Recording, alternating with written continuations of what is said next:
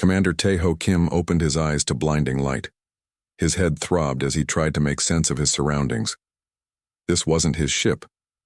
The last thing he remembered was the exploration vessel, Horizon, being surrounded by strange crafts with pulsing blue lights. "Where am I?" he muttered, sitting up on soft grass. Grass? He blinked several times, taking in the impossible view.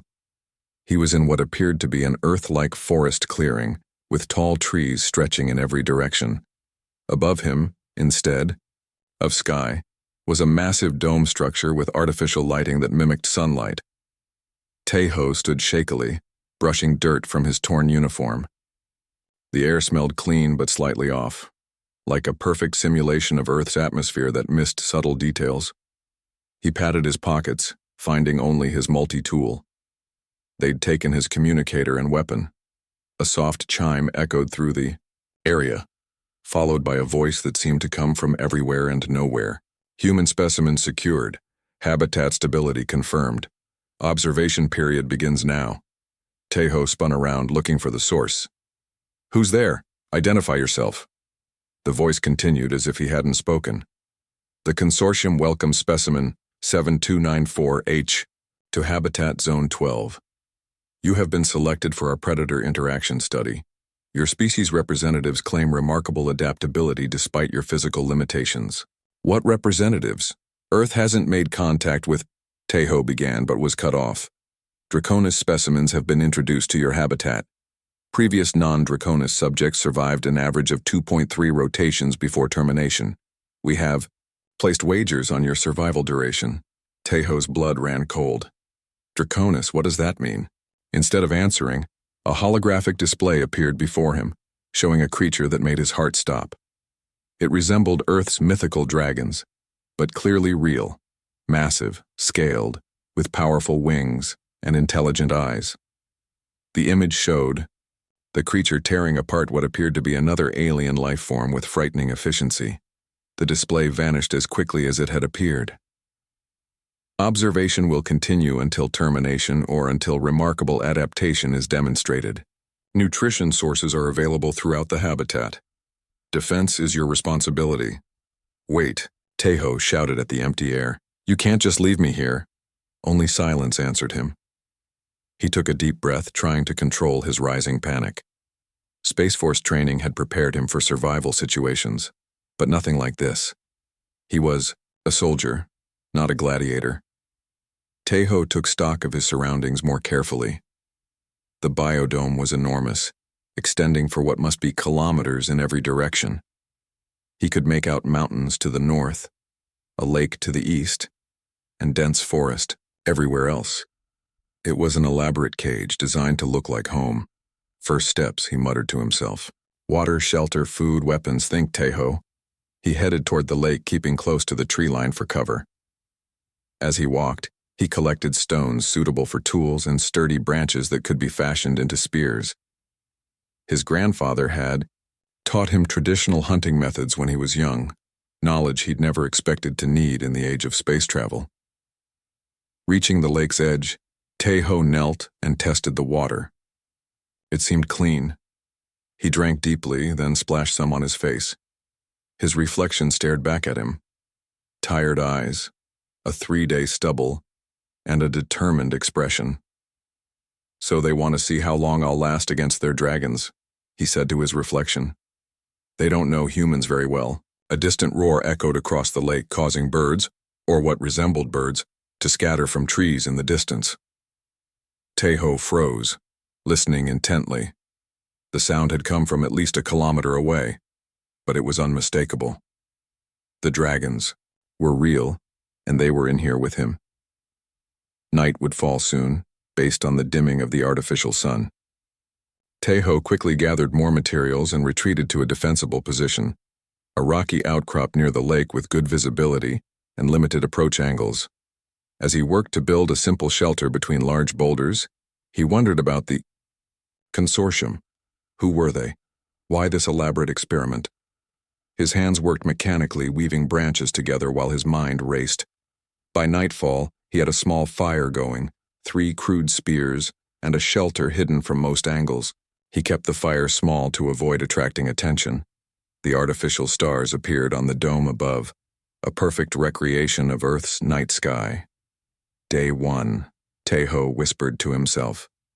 Still breathing.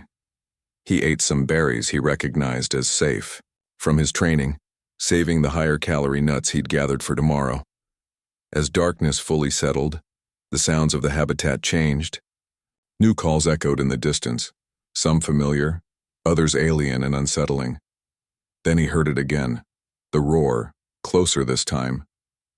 Tejo gripped his spear tighter, his knuckles white. In the darkness beyond his small fire, he could have sworn he saw movement, a massive shadow passing between trees. His heart pounded in his chest. "They think I'm prey," he said quietly, his voice steady despite his fear. "They've never met a human before." Tejo added another small branch to his fire and settled in for a long night. Whatever these draconis creatures were, however powerful they might be, they were about to learn something the consortium clearly didn't understand. 3 days had passed since Tejo arrived in the massive biodome. He'd established a routine. Wake, at dawn, check his traps, gather food, improve his shelter, and craft better tools. His small camp between the rocky outcrop near the lake had become a functional base. He'd fashioned a fishing spear, set snares for small animals, and created a platform in a nearby tree for observation.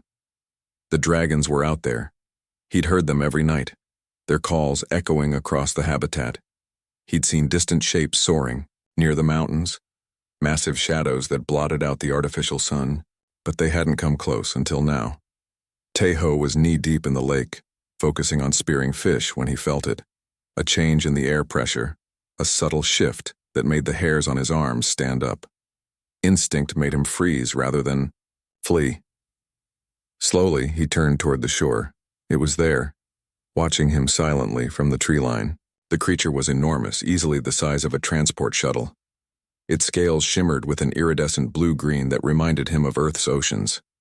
Wings folded against its muscular body could probably span 20 meters when extended, but it was the eyes that caught Tejo's attention.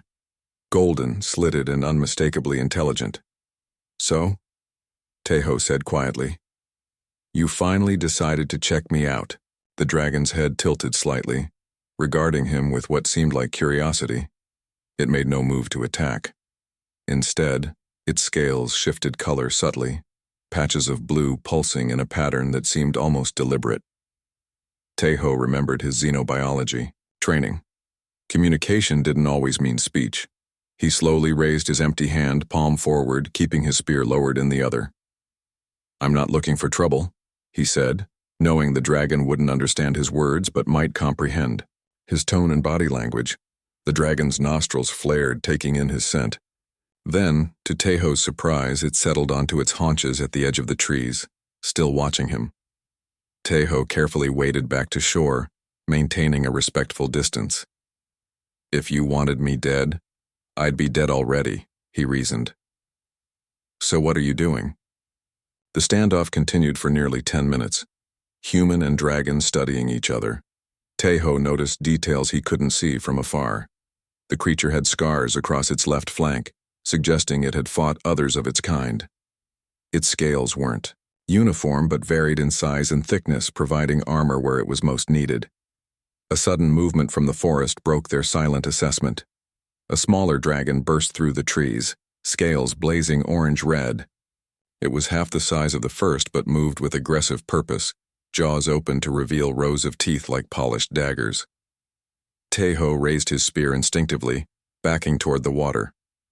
But before the younger dragon could charge, the larger one moved with shocking speed.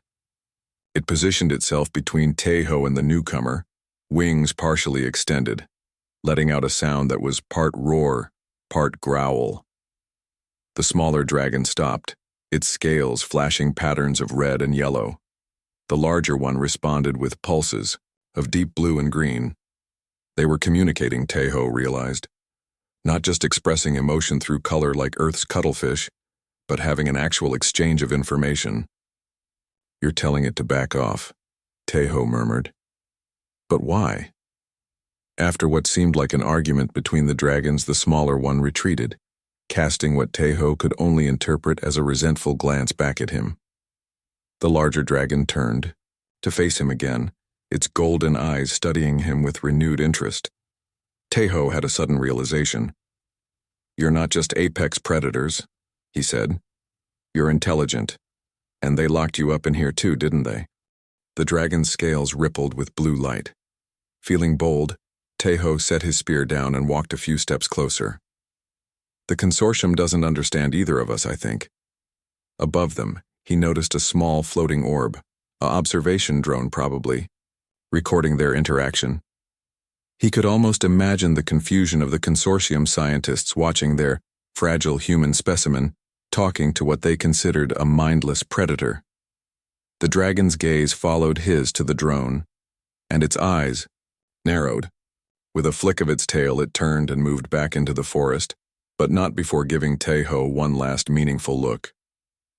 That night, back at his camp, Taeho reviewed what he'd learned. The dragons weren't mindless killers. They were social, creatures with their own communication system and hierarchy. The larger one had protected him, or at least prevented the younger one from attacking. Why? Curiosity? Some form of respect? As he stoked his small fire, a new thought occurred to him. Maybe the consortium had made a fundamental error. They'd put him in with the dragons expecting him to be prey, but they'd misunderstood both species. In the process, "We're both prisoners here," he said to the flames, "both being studied like lab rats." A roar echoed from the direction of the mountains, but it no longer filled Taeho with dread. Instead, he felt a strange kinship with the creatures, sharing his prison. He pulled out a piece of bark and used a charred stick to sketch the large dragon's outline. Beneath it, he wrote, "Possible ally." In the darkness beyond his camp, unnoticed by Taeho, a pair of golden eyes watched the human from the shadows. The large dragon had followed him, observing his behaviors with the same careful attention Taeho had shown earlier. Two predators, two prisoners, each reassessing what they thought they knew about the other. Somewhere above them in the observation center, the consortium scientists were frantically reviewing footage, trying to understand why their perfect apex predator had let the human live. Not 2 weeks had passed since Taeho's first encounter with the large dragon. His camp had evolved into a small fortress, a raised wooden platform between 3 sturdy trees, accessible only by a removable ladder. Below, he'd created a work area surrounded by sharpened stakes. He'd named the large dragon blue, for the dominant color of its scales when calm. Every morning for the past week, Taeho had left an offering near the forest edge, usually a large fish or a rabbit-like creature from his traps. And every morning the offering disappeared. Sometimes he caught glimpses of blue watching from the trees. Other times there was no sign of the dragon except for massive footprints in the soft earth. Today, Taeho was working on a new weapon, a bow. He'd spent days finding the perfect branch, curing it over smoke, and fashioning a string from plant fibers he'd discovered near the lake. He tested the tension, pulling it back experimentally. "Not perfect," he muttered, "but it'll do the job." A shadow passed overhead, momentarily blocking the artificial sun. Taeho didn't flinch anymore when this happened. He recognized Blue's flight pattern, a wide circle around the lake before settling on a rocky outcrop opposite his camp. What did surprise him was the object that thudded to the ground nearby. Taeho approached cautiously. It was the carcass of a deer-like animal, much larger than anything he could hunt alone. Still fresh. He looked across the lake where Blue perched watching him. "A trade, is it?" Taeho called out, gesturing at the gift. "My small offerings for your big one?" The dragon's scales rippled blue and green in that now familiar pattern. "Communication. I wish I could understand you better," Taeho said, dragging the carcass to his work area. He'd have meat for days now. "But we're figuring each other out, aren't we?" Over the next few hours, Taeho worked on butchering the animal and setting up smoking racks to preserve the meat. He kept his attention split between his work and the tree line, where he occasionally spotted smaller dragons lurking. Blue seemed to keep them at bay, but Taeho knew better than to grow complacent. As dusk approached, he noticed Blue taking flight again, this time heading toward the mountains. Curiosity got the better of him. He gathered his spear, new bow, and a water skin, then followed at a careful distance. The mountain path was treacherous in the fading light. Taeho moved quietly, using skills honed from military training and weeks in this habitat. He climbed higher, following massive claw marks in the earth. A roar echoed from above, different from Blue's, higher pitched and aggressive. Taeho slowed, his approach taking cover behind boulders. The scene that unfolded at the mountain clearing left him breathless. 3 dragons circled each other, scales flashing rapidly in complex patterns. Blue was there, facing off against a scarred gray dragon and a smaller red one he recognized from their first encounter. "They're fighting for dominance," Taeho whispered, understanding dawning. A power struggle. The gray dragon lunged at Blue, jaws snapping. Blue sidestepped with surprising agility for such a massive creature, then countered with a precise strike of its tail. The red dragon tried to attack Blue's flank, but Blue anticipated the move, wings extending to create distance. What struck Taeho most wasn't the violence. It was the restraint. These weren't creatures fighting to the death. They were establishing hierarchy, demonstrating skill and intelligence. He'd seen similar dominance displays among wolves and big cats during survival training. For nearly an hour, Taeho watched, the dragons testing each other. Blue fought defensively, conserving energy, letting the others make mistakes. Finally, the gray dragon backed down, scales dimming to a submissive pale color. The red dragon continued challenging briefly before, also yielding. Blue stood victorious, scales pulsing with brilliant blue light that illuminated the clearing. The other dragons lowered their heads in what could only be described as respect. Then Blue did something unexpected. It turned its head directly toward Taeho's hiding place and made a sound, not a roar, but a softer call. "You knew I was here, the whole time," Taeho said, slowly standing from his concealment. The other dragons hissed, scales flaring red with alarm, but Blue made another sound that seemed to calm them. They watched warily as Taeho stepped into the clearing, spear held loosely at his side. "You wanted me to see this," he realized. "You're showing me how your kind works." Blue's golden eyes held his gaze, intelligence shining in them. The dragon lowered its massive head slightly, not submission but acknowledgement. Taeho took a risk. He set his spear down and walked forward until he stood just 5 meters from Blue. The other dragons shifted nervously but made no move to attack. "We're not so different," Taeho said quietly. "The consortium thinks you're mindless killers. They think I'm helpless prey. They're wrong about both of us." He turned slowly, showing Blue the tools at his belt, his bow. "I make things. I solve problems. That's how humans survive, not with strength, but with this." He tapped his temple. Blue's scales shifted to a pattern Taeho hadn't seen before, swirls of blue and gold that seemed to ripple across its entire body. High above them, observation drones recorded everything. In the consortium control room, alien scientists were likely in uproar.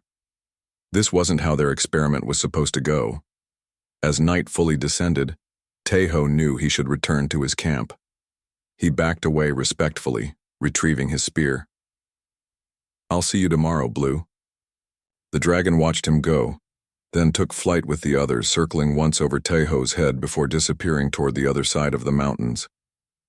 Walking back to camp under the artificial stars, Taeho felt a shift in his thinking. He wasn't just trying to survive anymore. He was building an understanding, perhaps even an alliance. "They don't see it yet," he said to himself, thinking of the consortium observers. They locked the wrong predator in with the dragons. Taeho woke to the sound of unfamiliar engines. For a moment he thought he was back on his ship, but the morning light filtering through his shelter's roof reminded him of his reality. The noise came from above, not the usual hum of observation drones, but something larger. He climbed down from his tree platform and grabbed his weapons. Over the past month he'd expanded his arsenal, the bow with 24 arrows, 3 spears, of varying lengths, and a crude knife fashioned from a sharp stone and deer sinew. The sound grew louder. Through gaps in the forest canopy, he spotted a vessel descending toward the center of the biodome. Its sleek metallic surface reflected the artificial sunlight as it lowered to the ground about a kilometer from his position. "Consortium," Tejo muttered. "Why now?" A piercing roar from the direction of the mountains told him the dragons had noticed the intrusion too. He made a quick decision and headed toward the landing site, moving swiftly through the underbrush, using the skills he'd honed over weeks of hunting. As he drew closer, he slowed and took cover. The ship had landed in a clearing. A ramp extended from its side, and several figures emerged. Bipedal, but clearly not human. Their bodies were spindly with gray-green skin and oversized heads. Each carried what appeared to be a control device, and some form of weapon. One spoke in a high clicking language that Tejo couldn't understand. Another activated a hovering device that projected images into the air. Diagrams of dragons, different from Blue and the others Tejo had seen. He focused his attention trying to make sense of the images. These new dragons had different coloration, more spikes, and seemed larger. One consortium alien pointed to various sections of the habitat, while another made notations on a holographic display. "They're planning something," Tejo whispered to himself. Introducing new specimens? The realization hit him. They were resetting their experiment. Probably disappointed that he and Blue's pack had reached an understanding instead of fighting to the death. A shadow passed overhead. Tejo looked up to see Blue circling the clearing. The consortium aliens noticed too. One raised a weapon, but another stopped it, chattering rapidly and pointing at monitoring devices. Blue landed at the edge of the clearing opposite Tejo, scales shifting between deep blue and warning red. 3 more dragons appeared at different points around the clearing. The gray one, the red one, and a smaller green dragon Tejo had seen occasionally at the lake. They were surrounding the intruders. The consortium aliens seemed unconcerned, almost amused. One made an adjustment to its device and a high-pitched sound filled the air. The dragons recoiled, scales flashing with pain. Blue roared in defiance but couldn't approach closer. Some kind of sonic deterrent, Tejo realized. This was his chance to prove something to both the consortium and the dragons. He took a deep breath, nocked an arrow, and aimed carefully. The shot flew true, striking the device in the alien's hands. The sonic attack stopped immediately. The clearing erupted into chaos. The dragons, suddenly freed from the painful sound, advanced on the consortium aliens. The invaders fired weapons that sent arcs of energy toward the dragons, driving them back. Tejo circled through the trees, firing arrows strategically, not at the aliens themselves, but at their equipment. His third arrow struck what appeared to be their communications device, sending sparks flying. One alien turned toward Tejo's position, raising its weapon. Before it could fire, Blue's massive tail swept it off its feet. The other aliens scattered, firing wildly as they retreated toward their ship. Tejo broke cover, racing across the clearing. He caught the eye of Blue, whose scales flashed in recognition. In that moment, something unspoken passed between them. A battle plan without words. Tejo charged directly at the aliens, drawing their fire while the dragons attacked from behind. It was a classic pincer movement, the kind he'd learned in tactical training. Blue seemed to understand perfectly, coordinating with the other dragons to drive the aliens toward Tejo. One alien fired at Tejo, the energy beam grazing his shoulder. He gritted his teeth against the pain and threw his spear, pinning the alien's robe to the ground. The creature struggled as Blue approached, golden eyes fixed on the trapped invader. "We don't need to kill them," Tejo called out, somehow knowing Blue would understand his intent if not his words. "We just need their ship." Blue's scales rippled blue-green, and the dragon changed direction, heading for the vessel instead. The other dragons followed, herding the remaining aliens away from their escape route. Tejo reached the ship first, climbing the ramp. The interior was alien but intuitive enough. Control panels, screens, storage compartments. He found what looked like weapons storage and grabbed several devices that might be useful. Outside, the standoff continued. The consortium aliens were backed against the trees, their weapons still pointed at the dragons who formed a half-circle around them. "Enough!" Tejo shouted from the ship's ramp, holding what he hoped was a powerful weapon. "Your experiment is over." The aliens chittered among themselves, clearly shocked to see the human not only alive but in command of their vessel. One stepped forward, making gestures that seemed conciliatory. Blue moved to Tejo's side, scales shifting to calm blue patterns. The other dragons maintained their positions, keeping the aliens contained. "They didn't expect this," Tejo said to Blue. "They never thought their specimens would work together." He addressed the aliens again, knowing they probably understood human speech even if he couldn't understand them. "Here's what's going to happen. You're going to show me how to access your habitat controls, and then you're going to leave without your ship." The lead alien stared at him, large eyes blinking rapidly. Then surprisingly, it made a gesture that could only be described as resignation. It pointed to a panel inside the ship. "I thought so," Tejo said with a grim smile. "Blue, keep them there." The dragon rumbled in acknowledgement as Tejo returned inside the vessel. The control panel the alien had indicated seemed to be a master, system, habitat environment, barrier controls, specimen monitoring. On one screen, Tejo saw something that made his blood run cold: dozens of other habitats, each containing different species, some humanoid, others completely alien. All prisoners, just like him and the dragons. "This ends now," he whispered. Outside, Blue roared as if in agreement, the sound echoing across the biodome. Not just a challenge, but a promise of freedom. The consortium ship's control room hummed with energy as Tejo's fingers flew across the alien interfaces. After 3 hours of exploration, he'd begun to understand the basic systems. The alien's technology was advanced but followed logical patterns that his military training helped him decrypt. "There," he muttered, as a new display materialized before him. A 3-dimensional map of the entire facility rotated slowly in the air, not just his habitat, but hundreds of interconnected biodomes, each pulsed with a different color, representing various atmospheric conditions. Small dots moved within each dome, other captives, other specimens.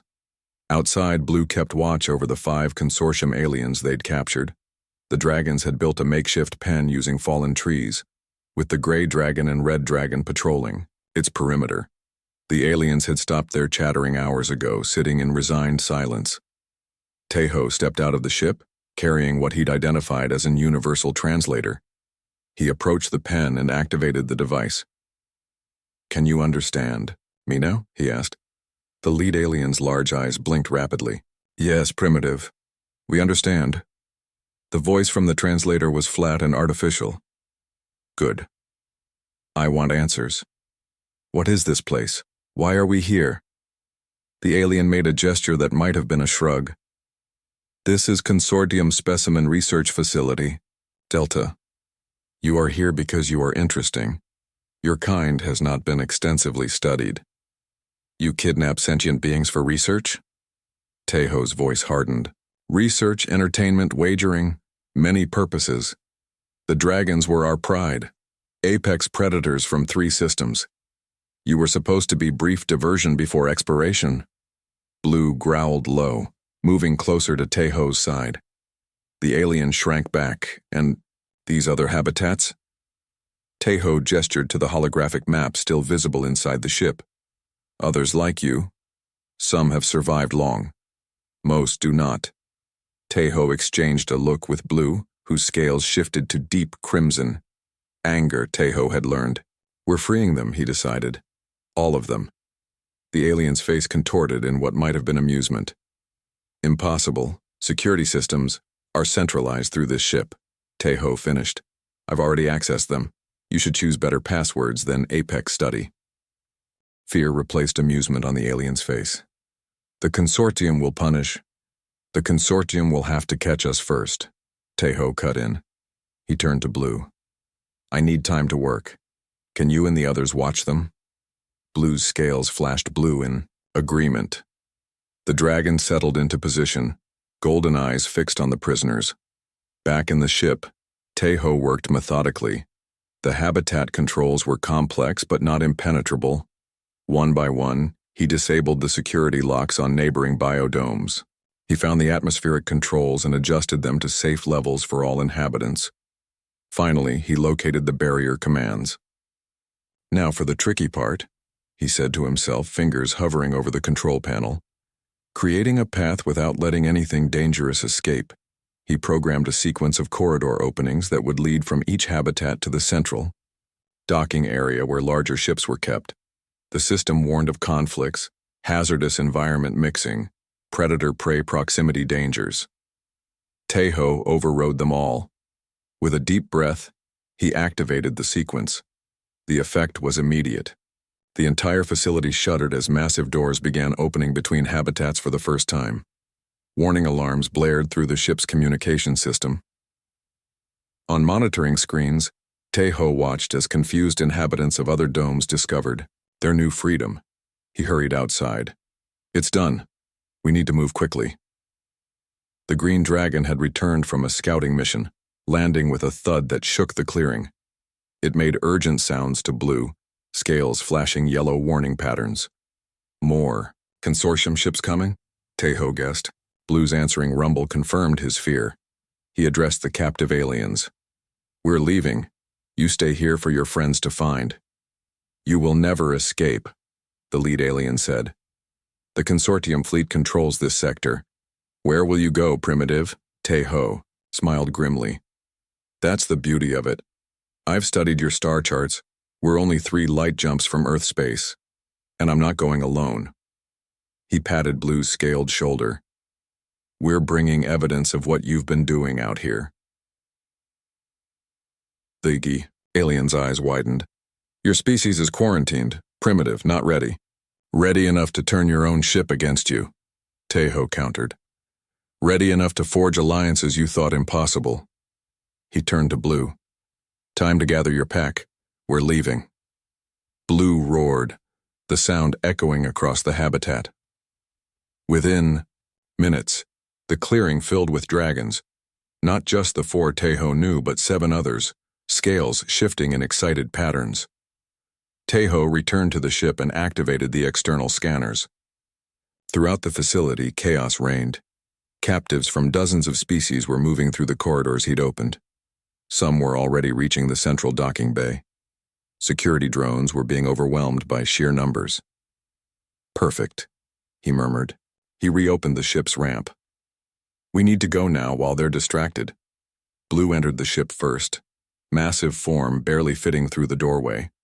The other dragons followed, arranging themselves carefully in the cargo hold.